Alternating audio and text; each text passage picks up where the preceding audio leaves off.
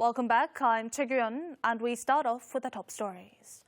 All passengers arriving in Korea from abroad are now required to self-quarantine for 2 weeks to prevent the spread of the coronavirus. Many of the passengers choose to self-quarantine at home, but there are oftentimes cases where they end up spreading the virus to their family members. With the COVID-19 pandemic raging around the world, an average of some 5,000 Korean nationals are returning home from abroad every day.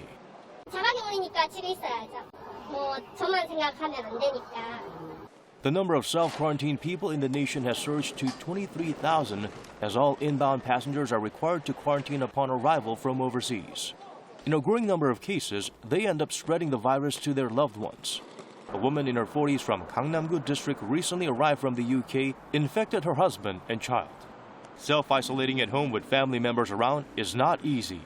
Quarantine authorities analyzed 30 early cases of COVID-19 in the nation and some 2,300 people who came into contact with them.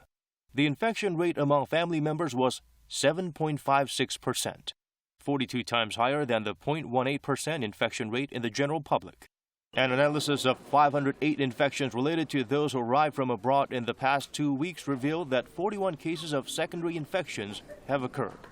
해외 유입 사례의 2차 전파라면 아마도 대부분 동거 가족일 가능성이 매우 높기 때문에 Family members must be careful when having meals and conversations together, as the virus can be transmitted through the droplets of saliva.